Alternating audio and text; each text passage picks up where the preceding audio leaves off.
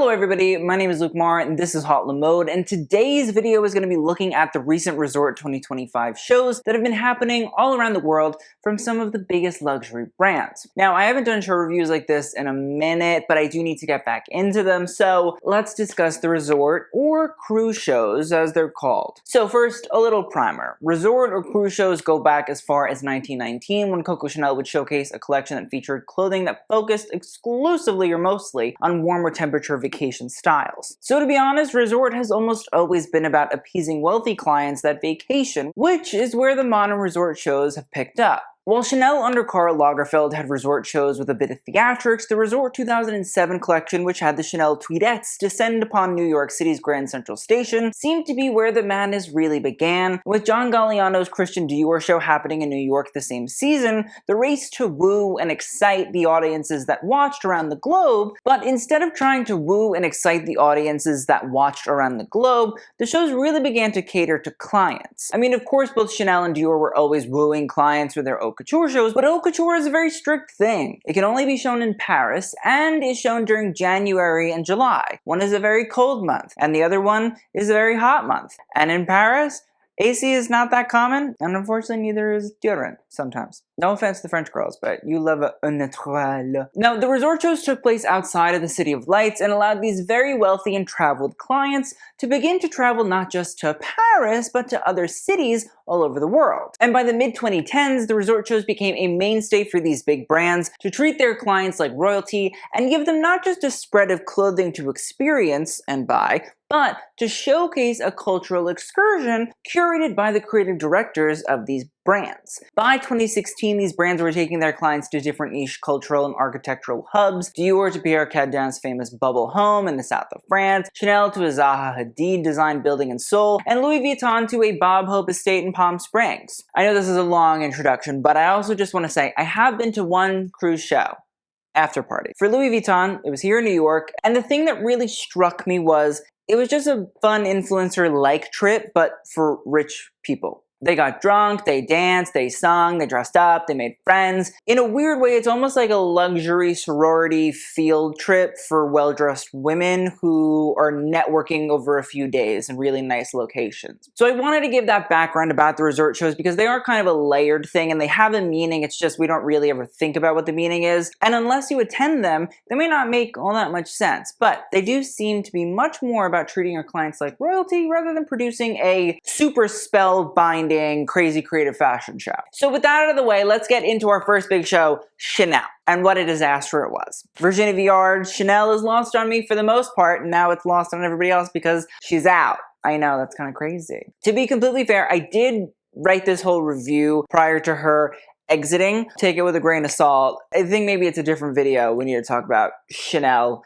and who might go there. Now with this Chanel, I can usually count on one hand how many viable looks there are each show, and the real issue has always been the styling. Most people agree with me, even if they won't say it, but it seems that a recent push by Chanel about how much VR's clothing is contributing to their bottom line is an attempt to make most of the naysayers eat crow. Now, while I'm one to eat crow, when suitable, I do think it's interesting that after a viral video or two about Virginie's lackluster collections, that Chanel seems to really want to make sure everybody knows that she's selling product. And that's great for them, but alas, I don't get paid by Chanel, so it doesn't really help me stomach the clothing, nor the crow they want me to probably digest. So Chanel showed their collection in Marseilles in the south of France at the Cité Radius by the famous architect Le Corbusier, which was designed for those who had lost their homes during World War II. The first look, a dowdy key lime green tweed skirt suit, isn't bad because of its color, it's just bad. It's really much more bad because of the proportions paired with these hideous patent leather or rubber shoes. Now, some of my comments insinuated that they were based on water shoes, which is all well and good, but they're still a foot sore. And the strange use of a button-down white shirt with rolled cuffs sticking out only furthers the weird styling, and then trying to combine already questionable tweeds with gray jersey sweatshirt lookalikes is really my last straw. Alas, I still have to look at the rest of the collection. I mean, to be fair, I thought Coco Chanel was the most diabolical thing about the brand, but these looks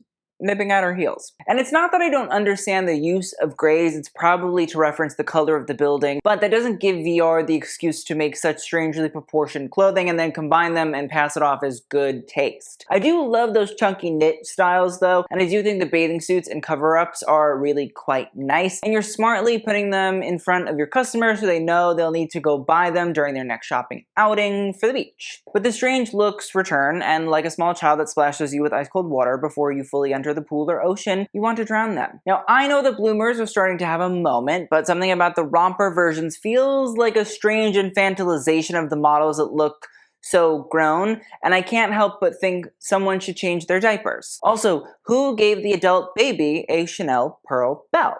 That's called spoiling. I mean, the Jason Mraz denim set, horrific. The chrome leather skirt suit trying to imitate the futuristic vibes of Le Corbusier, criminal. And the striped dress and cardigan like a visual warning sign to say, stay away from me, I'm not well and I want you to know it. I also despise those not covering the full breast dresses that have weird small triangle bra tops that then awkwardly meet the neckline of the dresses they're attached to. There are ways to play with the bikini top and reconstruct it in new and various ways, but this is not one of them. Also, the drop waist dress is disturbing, even though it's a Chanel house code. And Chanel team, if you're watching, please stop letting her drape. Luckily, I think we all know that she can't do that anymore. It's cruel, and it was unusual punishment for my eyes. And here in the United States, that's against the law. Literally. And as per usual, I don't really understand Virginie Vior's vision for Chanel. Luckily, don't really have to understand it any longer, but it seems that the customers of Chanel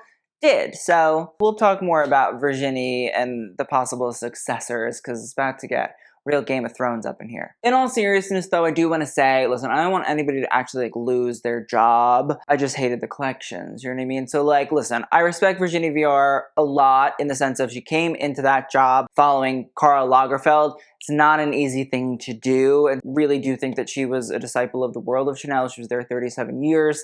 As much as I reamed and ranted and raved about her work, I do truly wish her nothing but the best. And I would really like to thank her for helping me put together some of my greatest fashion roasts ever. Shout out to you, Virginie. Now, let's get on to Gucci. To be transparent, I was supposed to go to the Gucci show, but I had a death in the family, so I couldn't attend. But I was going to be flown and put up by Gucci in London where the show was held. I wasn't getting paid to review the show, so it's not sponsored, this isn't, but I just thought it's important to mention that. Transparency, morals. But here's my thing about Sabato de Sarno in general. It's a bit of a yawn fest. I can't lie and say that it doesn't feel a tad bit blah. But on the other hand, we saw what not boring but downright despicable looks like, so there's somewhere lower to go than just safe. And to be fair, Sabato wants to create a wardrobe that his client can actually wear with craftsmanship that they will appreciate, which we gotta respect. Now, do I obviously want drama and excitement? Sure, but I also understand that his Gucci seems to be one that is meant to be steady sailing, especially as the biggest brand in the Kering stable. But that doesn't mean I think he shouldn't pump it up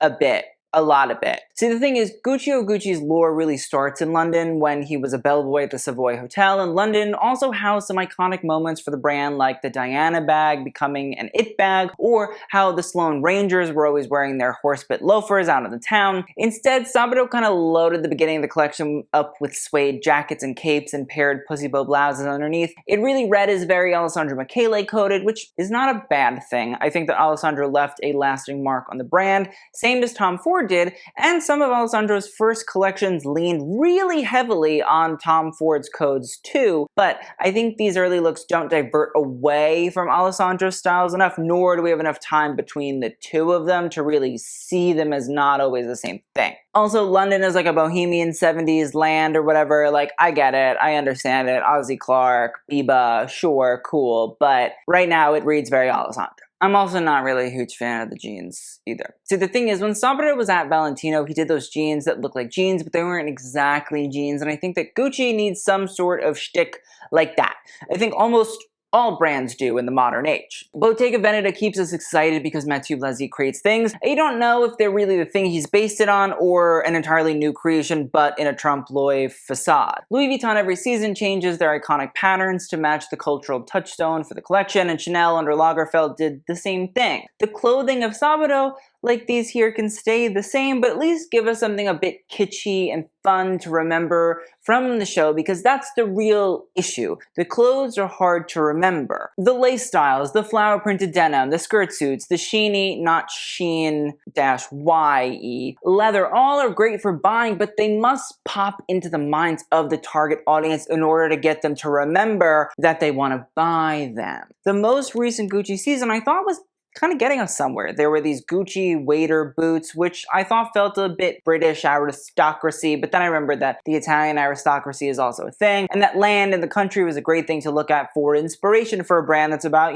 longevity and quality and craftsmanship. I was kind of shocked to not see as much of that in this collection. Well, yes, there were plaid jackets or 1980s Princess Diana baggy coats paired with somber skirts from her days working as a school teacher. The references were a little bit too obscure, too far-flung to really resonate. And while I really enjoyed the embellishments of Sabato's work thus far, I think it's something rather strong and something that people can latch onto as one of the more memorable looks in each show. I don't think this took it there. Yes, they were laid in the patterns of plaids, which I have to say is cool, and it's an interesting concept, and I like the technique, and I think it's fun. But it didn't land as breathtaking, and I think that's really what it should. It felt a little pedestrian, and those kind of styles, which probably cost a good 5 figures minimum, shouldn't feel like seeing it day wear. I think most of the collection was really quite commercial, which makes sense again for the resort context, but I do wish there was a bit more pizzazz from Sabato. References to Princess Margaret, Princess Anne. I mean, listen, even Molly Simpson would have done. She was an avid couture buyer, to be fair. There needed to be something less demure, less calm,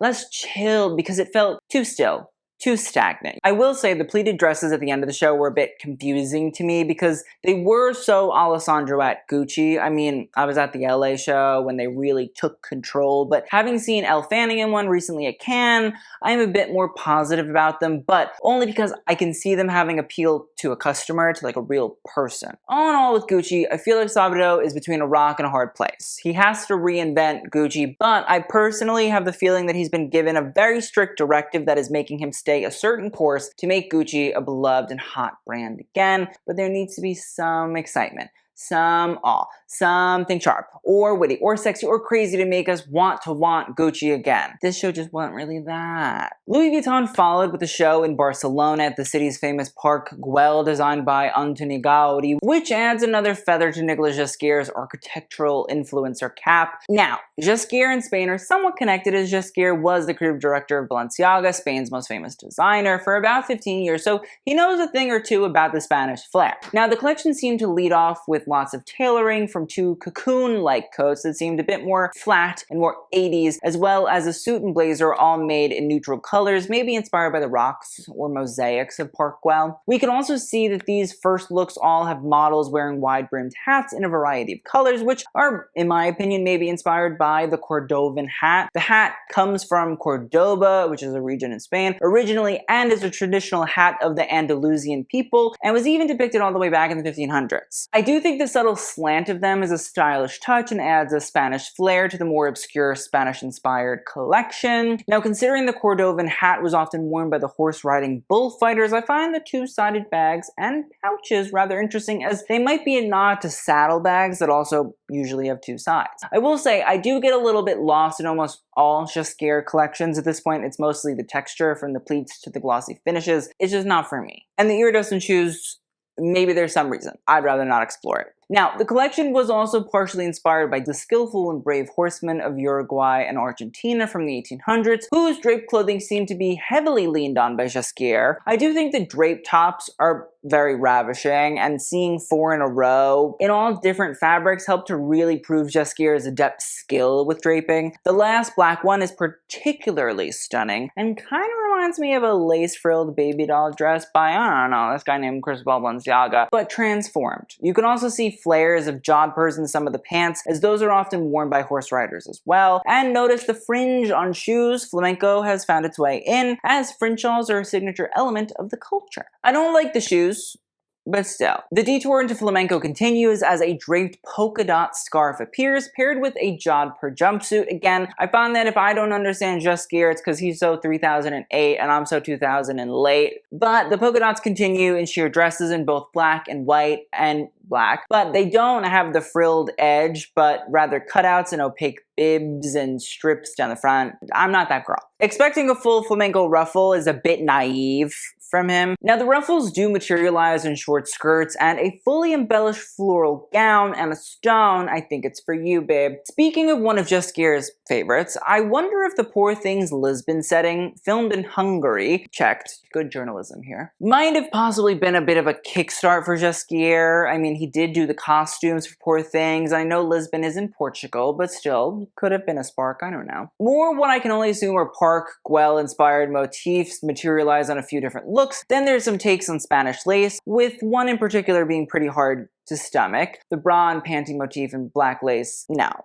Thank you.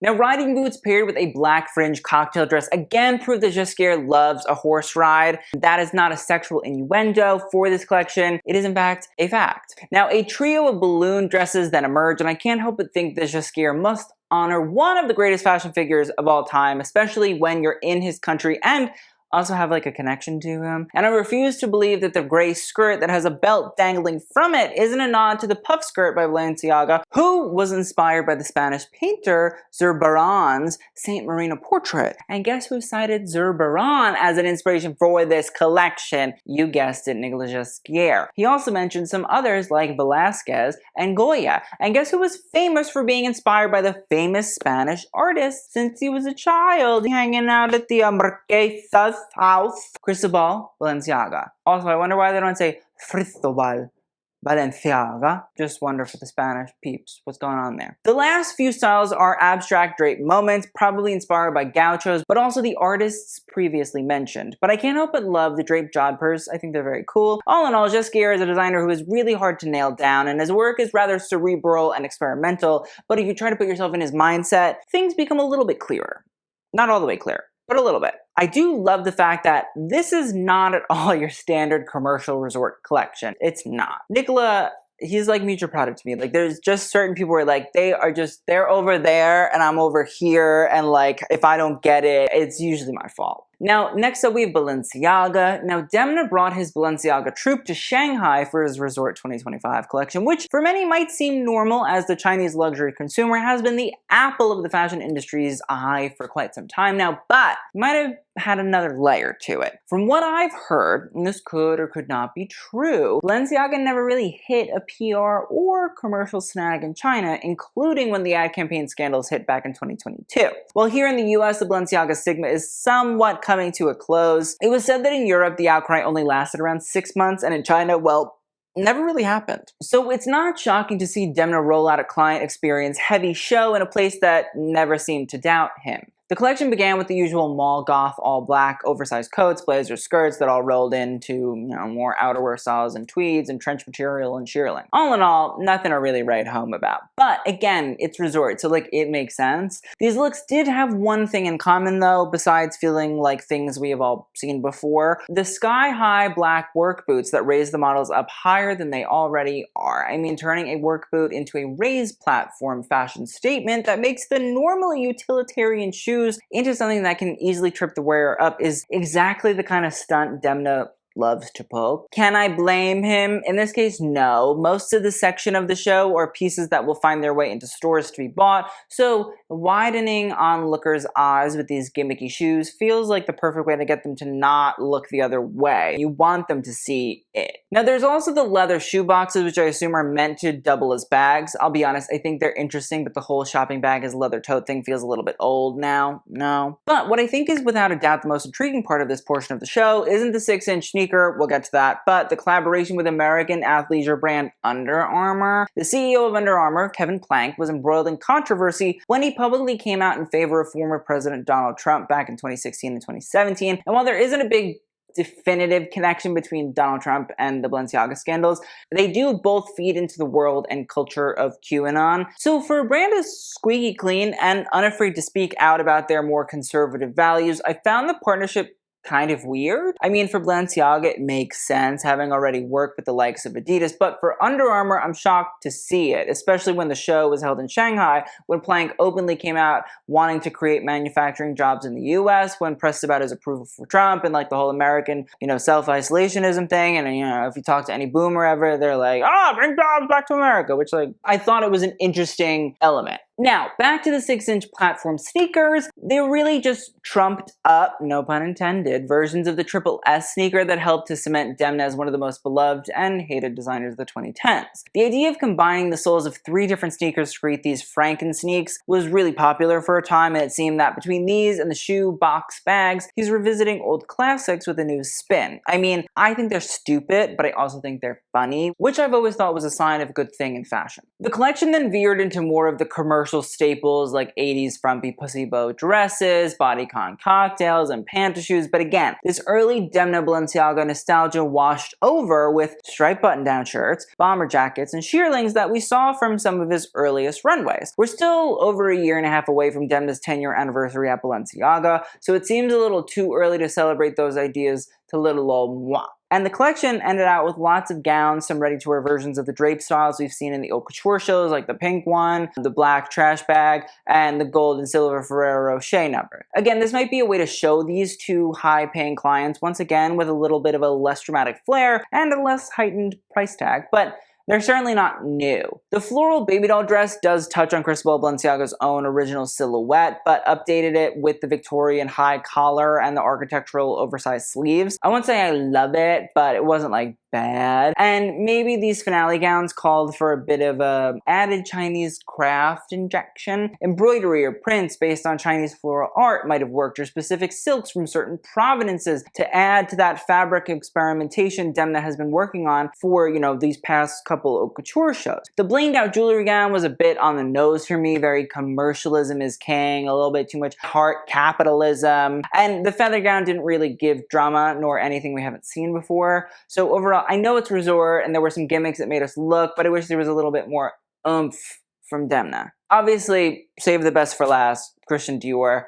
Buckle up, buttercups. Now, Christian Dior himself held a show at the Gleneagles Hotel in Scotland in 1955 as a part of a charity event post-World War II, and Maria Grazia Chiuri revisited the show location almost 70 years later. Unlike the original show, though, this was anything but charity for those watching. The collection began with the Scottish staple tartan, with purple, black, and yellow making up the early section. Tartan dates all the way back to the Celts at the very least, and was documented by the ancient Roman soldiers that found them. It was believed tartan was a way to indicate social status, and the number of stripes on your garment signified your rank. Now, tartan was made by weaving and was historically done at home and became a craft of pride amongst the Scots. But after the 1707 Act of Union, which consolidated the English Parliament through the dissolution of the Scottish Parliament, tartan began to be used as a visual and sartorial act of rebellion, and after the 1745 Jacobite rebellion that scared the English government because of its invasion, Highland garb, including tartan, was banned, but was reinstated in 1782, because the English aristocracy were like, we love it. And how could you not? So it only makes sense that Chiuri would incorporate it into her collection. The first look, which created a shawl-like jacket, could be interesting because it might be Chiuri's way of modernizing the arisade, which was a belted tartan cloak that would be worn over the wearer's head and descend down to their ankles. I wish Chiuri had gone for the arisade itself, though. It would have been much more interesting to see that silhouette from her rather than like the commercial version. Again, I know it's resort and I know it's meant to be commercial or whatever, but like every collection is commercial, so we could kind of let the hair down just once in a while. Now, I did think the sheer tartan styles were rather smart. I wouldn't say they'd keep my interest long, but at least they don't feel egregious. But that feeling doesn't last long. As the styling gets so ridiculous,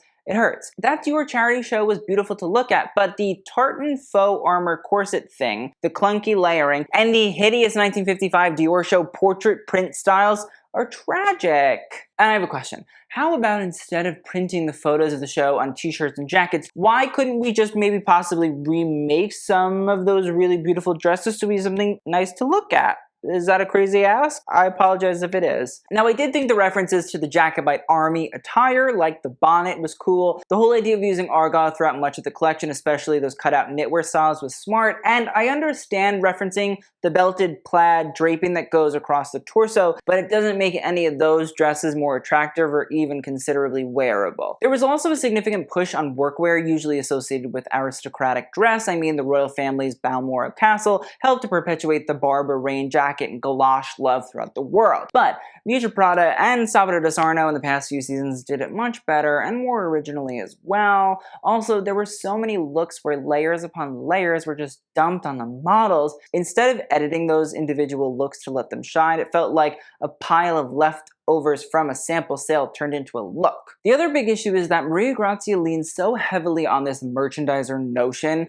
that everything on a runway should sell. So when she references 18th and 19th century dress, it can't just be about whimsy and the beauty of the clothing from that period and transporting us into a fantastical idea of what could have been worn by the real ladies who walked the garden of Gleneagles. No, it had to be somber and solemn and have all the pomp and preen taken out of the styles. Puff sleeves were downgraded, everything needed a belt over top rather than just being cinched through the corsets that are constantly exposed or laced up as decorations throughout the collections. Or, like, that's what I'm not understanding. We have a whole thing about, like, oh my god, corsets, oh my god, lace up corsets, oh my god, wow, fashion. Yet we never actually incorporate those into the looks. We just put a belt. Is it me? It's not me. I know it's not me, so I'm just saying that rhetorically. As for the chainmail-like styles, I mean, my goodness, can we not just try to be a bit risky or adventurous? Would it kill you to show interesting, regal, or daring dresses made out of, I don't know, chainmail look-alike, or real chainmail-like material, and save the commercial and stupid-looking takes for the showroom appointments